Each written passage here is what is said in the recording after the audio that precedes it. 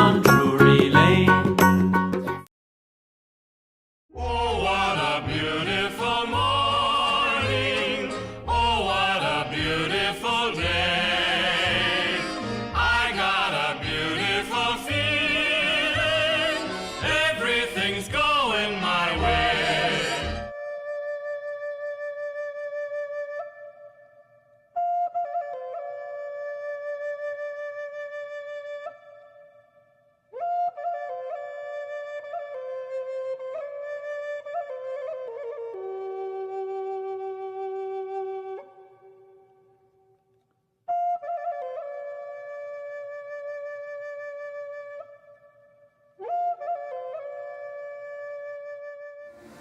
Hello, my name is Dancing Wind.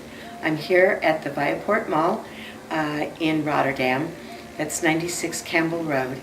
And we have a place here that is a heritage center. It's like a museum in the mall where we have lots of things for people to come and see and look at. And one of the things we have in the back part of one of the room sides is a place to tell you stories. And today, I would like to tell you just one of the many, many stories that belong to the hundreds of things that are here in the mall. So today, I'm going to start telling you some stories about the sky. What started me on this particular one was that the blanket up behind me is about the constellations and about the sky. And I would like you to know some of the sky stories. We as Native people are not just one people. We are a whole bunch of different people. As many stories about the constellations as there are stories about people and how they live, because your stories are different by the part of the world you live in. The story I want to tell you today is about a cluster of stars. When you look up in the sky, some stars are more noticeable than others. Right after the sun goes down, some stars appear way before the others appear. And the cluster I would like to talk to you about is a bunch of stars called the Big Dipper. The reason I picked that one is it's one of the easiest ones to find in the sky. Now, a dipper is a container that would be used to scoop out water. This one is made out of a gourd. Some of them are very square on the bottom. So you can see the similarity of shape to the dipper that is here in the picture and the dipper that I'm holding. You would scoop water up and take a drink, and scoop the water up and take a drink.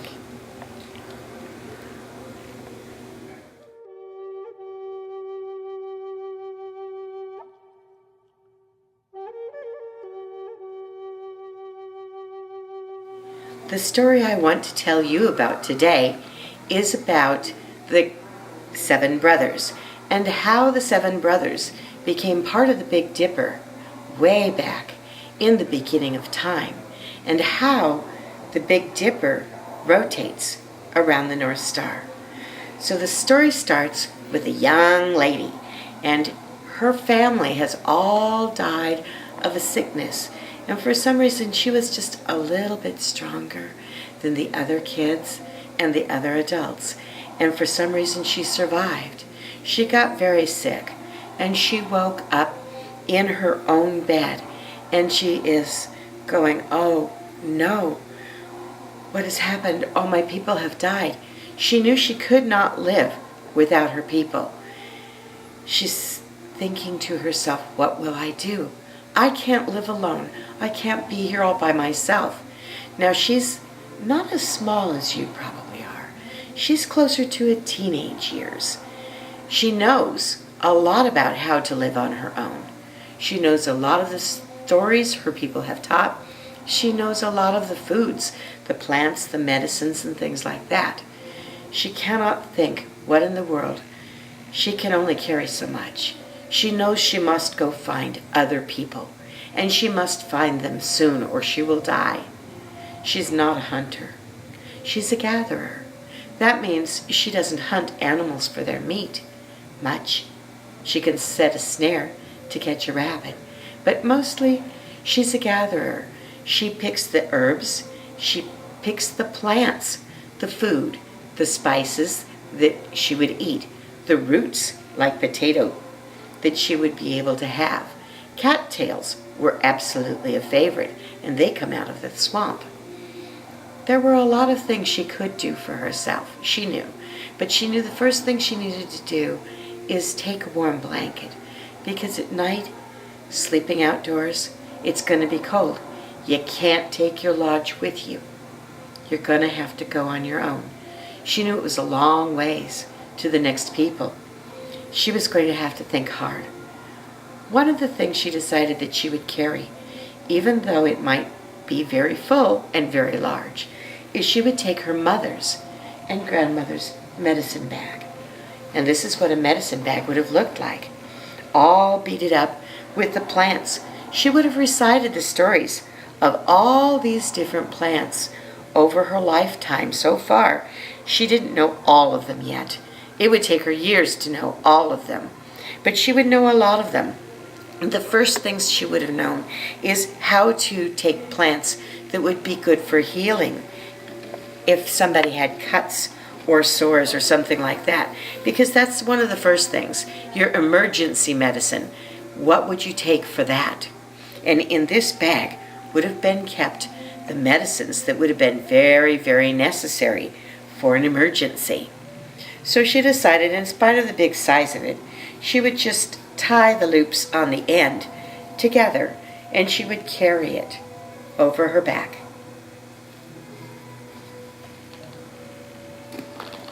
She started on her journey. She started to walk to the east. She knew that other people of her kind were around the area, but she wasn't that sure which ones were where. If you were alone, you were not a person meaning war. If you were a female, you were probably not looking for war. It was a good chance that she could walk into just about any village of any peoples and end up accepted. It's not like she could go home. Once she started on her journey, there was no way to ever go home again. So she walked and she walked and she walked, and she watched the stars come up, and she watched the stars set, and she watched the stars come up the next night, and the stars set. And in the same way, with navigation to figure out which way she was going, she could use the stars at night. In the daytime, she followed the rainbow arc of the sun. One of the first ways we learned to find our way was to know about how the sun moved. And because we're talking about the sky, I want to tell you about how the sun moves. When I was a child, I learned that the sun followed a rainbow arc across the sky. It came up toward the east. It went as high as it could go on that rainbow arc to the south, and then it went down in the west. Now, you might be asking yourself, how, if I just saw the sun here, would I know where it was on the arc? What I could do is I could pick anything, sit down on the ground and look at the stick of a tree, and I could watch where that spot was, the stick, and close my eyes and sit perfectly still for a few minutes. And if the tip of that stick was at the sun, I could see, did the sun go up? Did the sun go down? Which way was the sun moving?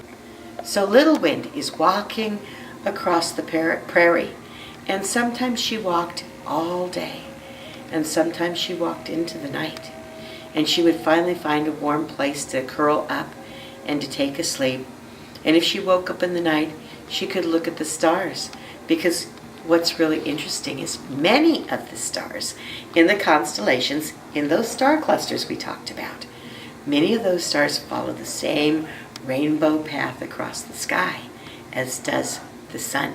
And if you know which stars those are, you can tell it comes up at a certain time and it sets at a certain time, just like the sun. So if you woke up and you wanted to know, is it the middle of the night? Is it about time to get up? You could look and see where that favorite star cluster was. And with that, you could make the decision, do you want to go back to sleep? Or you might as well get up. So, She walked and she walked, and finally she came upon an area where she was sitting by a small creek. And over on the side came a young man, and he saw her sitting there. They didn't speak the same language. He certainly did not look like he could possibly be one of her people. Her people were fairly light in color. His people were a lot darker. She looked at him and she thought, well, I better be friendly, because there is no way, if anything, is going to happen to me, I'm going to need some help, or I'll die out here on the prairie. So the fellow walks up, and this fellow starts to talk to her. What a funny words he spoke. Oh no, she couldn't talk to him. He was not one of her people. He did not understand the spoken word that she had. He spoke something different. Then he started to motion. He looked down at a pouch he had, and he goes, was she hungry? She knew that. Sign language. She learned sign language before she could even remember. So she motioned back. Yes, hungry. He had some dried meat with him, and he sat with her a little bit, and he decided that she was probably fine. She wasn't out there to lure him to any problems or anything like that. She held her stomach, and she leaned back and forth, and she looked sad and happy, and she indicated tears flowing, and he understood. Her people had died. They had gotten sick and died. And he motioned, any more out there? And she's like, no, just me. And tears. And he understood. She was alone in the world. And so he did what most people would do if they wanted somebody to follow, is he gave her the piece of beef, of venison jerky to eat, and he got up and he motioned, come, follow. And she followed him, and they traveled again for another day or two. And in his joy, he met with another fellow that he knew. The man he met, he embraced in a big hug, and then he turned to this man and he talked to them in his own language for a little time, and then he showed him the girl here, and the man over there started to shake his head like, no, don't bring her. And he's going, yes. On the trip there, she had found herbs. She had found bulbs to eat. So she had contributed every single day to the meal. He had cut himself once on a brush, and she had taken out of the medicine bag a kind of plant that would heal the cut very fast. And he showed his friend the healed cut. So the fellow shook his head and he sort of agreed, yeah, okay, she can come along with us. So they started on the path again. And this happened again and again, where there was another man, and another man, and another man. As they spoke the sign language to her, she began to realize that all of these men were brothers, slightly different in age each, but all of them brothers. They had been out on a hunting party. One of them had a very nice deer that he caught, and they were going to have venison for dinner that night. When they sat down, she looked at the fellows and she noticed that their moccasins on their feet were in very bad shape. She did take a piece of leather and put it in the medicine bag that she brought, and she started to take a look at their feet and a look at the piece of leather. And she took that elk hide and she started to cut out the elk hide, and she started to make a new moccasin for the ones whose moccasins were worst, because she could see whose were worst when they all sat cross-legged in front of the fire. And she said, okay, she would start with that one. It turned out that the one with the worst moccasins happened to be the one who found her. It turns out he was eldest brother. These were all 7 brothers. So now she was traveling with a family, and she felt good, at least for now, until they got to their village. Perhaps she had gained a family. They began to like her for what she could do. It wasn't the same things they could do. She wasn't as strong as they were. She was a little on the small side compared to them. But that was okay. She could tote the pack. She could carry her own things. They didn't have to wait on her. If they said it was time to go across the river, she didn't have a problem. It was time to go across the river. No problem. She wasn't going to let go of these guys. This was her only hope for survival. Eventually, they came to a village, and they had a lodge of their own, and she was adopted in there. It turns out that all of the brothers had wives, and they all lived in one great long house. And she was amazed at the size of the house. It was long, but it was also wide. And she was, wow, this is bigger houses than my people had. My people lived in teepees. These people lived in huge lodges. They called their teepee a lodge, but it wasn't lodges like these, built out of all kinds of wood. And these people stayed in one place. The brothers all introduced her around to all their wives and all of their children, and she absolutely enjoyed them.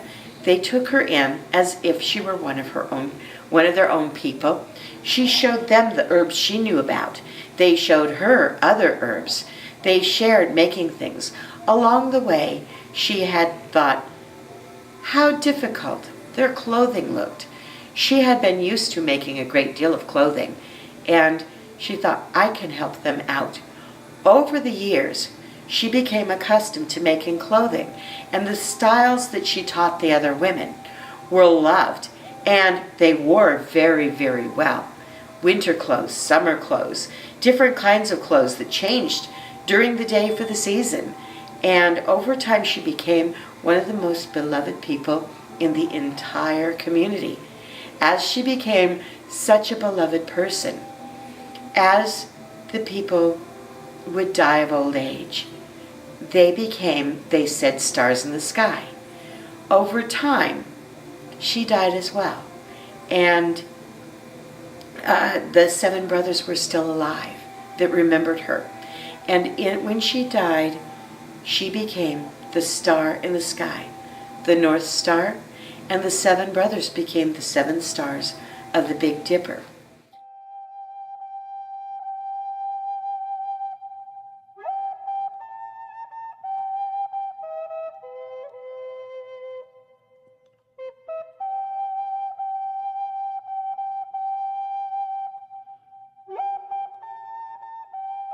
To this very day, you can still see the Big Dipper in the sky, like that. And if you looked at this edge of the Big Dipper, you could see that in the sky, if you made arrows to fly straight from the end of the Big Dipper, they would point straight to the North Star. And all of the stars in the sky rotate around the North Star. And the 7 brothers, because of their love for the girl they adopted, who wasn't one of them, who wasn't one of their kind, had made a good place in the community. And the 7 brothers' stars all rotated around the Big Dipper. And that's how the very first person who was a leather worker came to be so revered in a community, because this is the one who could make and fix just about anything with just a little bit of leather.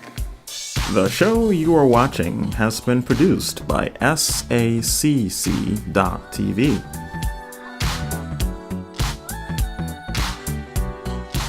SAC TV is a not-for-profit organization that provides educational programming, seeking to enrich communities by producing shows on culture, science, health, the arts, and more. SAC TV is member-driven, which means that we rely on donations, grants, underwriting, and volunteers to deliver quality content. SAC.TV has been in operation continually since 1974 and currently operates a full-time studio in Rotterdam, New York. In recent years, SAC.TV has produced over 500 community-driven programs that are all available to view free to the public on www.sac.tv, on demand 24 hours a day. SAC.TV also airs shows on local television, channels such as WNYT, My 4 Albany, with programs like Do You Know the Muffin Man, Caught in the Crossfire, Scene TV, Tune Into Wellness Today, and The Janice Thompson Show. Check your local programming schedule or www.sac.tv for times and dates. In SAC.tv's mission to connect and inform communities and individuals, every week we're producing new shows. To be able to provide this service, we are in need of your help. There's a lot of ways you can help SAC.tv and in turn help your community. Visit www.sac.tv. There you can click on Donate and select the contribution level of your choice. You can also help SAC.tv by sponsoring an ongoing program, volunteering behind the scenes, or even producing your own show. And as always, if you enjoy what you've seen, visit us on YouTube and Facebook. Subscribe, like, share, and pass the word around. For more information and to see the latest shows, visit www.sac.tv or contact us as director@sac.tv or by phone at 518-831-9145. For now, back to our program, and stay tuned for more great shows. This is Dancing Wind, and I am here at the Viaport Mall, the Tribes Hill Heritage Center Museum in the Mall, 96 Campbell Road in Rotterdam. And some of the things that we have here is our area to have story time. In this area for story time, I have today the Cheyenne style dolls. The Cheyenne Blackfeet used to be here in New York a long, long time ago. And this is the kind of clothing that we wore. We have many books of different parts of the world. Old Turtle. We have ones about, the ones I put out were just astronomy, but we have a whole library of books here. Just Before Sunrise. This one is one about astronomy. And this is the Abenaki Stories. And stories were very generally taught in the lodge at night, but outside under the stars in front of the fire as well, like we see on the blanket up here. There are hundreds and hundreds of native stories. The stories we tell are different by the people that we are used to living with. So here is the Arrow to the Sun, and this one is a Pueblo story. This book is about why the North Star stands still. And so where I told you the story about how you find the North Star for navigation, this one tells you a story about why it would be in one place. Here is Sharing the Skies, Navajo Astronomy, a beautiful book, very fun to read these. And Mother Earth and Father Sky, because that's something that we always talk about. It's about taking very good care of Mother Earth. We are not the most important animal that lives on the earth. We are only one of many, and it is our place to take care of all those other animals. And how we navigate our way and find our way around is by looking at Father Sky to help us keep our place.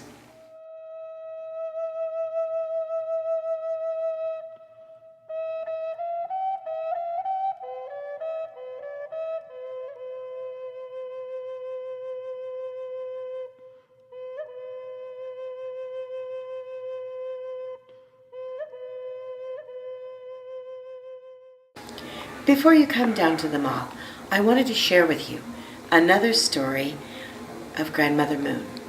Grandmother Moon is up in the sky, and I don't know at your age if you know about the phases of the moon, but the moon can be big and full and round, and you can see the full face of Grandmother in the moon if you look up at night. But sometimes there's less showing, and sometimes she's sitting in the dark, and you really don't see her up there at all. But Grandmother Moon watches over us, and Grandmother Moon makes sure that we're going to be okay. And Grandmother Moon watches, and she takes care. I like stories, and you like stories. There's so much more to discover. So many things that you can hardly pick a single item here that is not just the beginning of a whole nother story. I would love it if you were able to come down here and hear stories at Tribes Hill Heritage Center in the Viaport Mall, 96 Campbell Road, here in Rotterdam.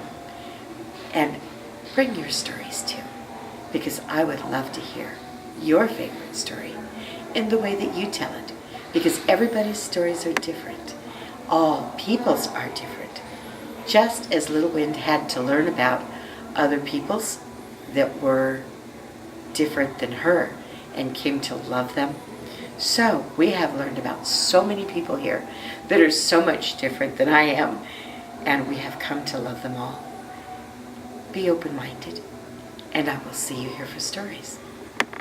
Good day. Well, welcome back. I'm still trying to bake the muffins. But finally, I think we're finished. I hope you enjoyed our show today. If you would like to make an order or donate muffins to charity, then please go to the website listed below. With every muffin order, we donate muffins to the charity of your choice. I call it giving your dough to charity. I also encourage you to donate directly to the featured charity today by going directly to our website and getting their information. Thank you very much for watching, and keep on dancing through life by giving to others through love. Let me finish baking these muffins, and see you next time.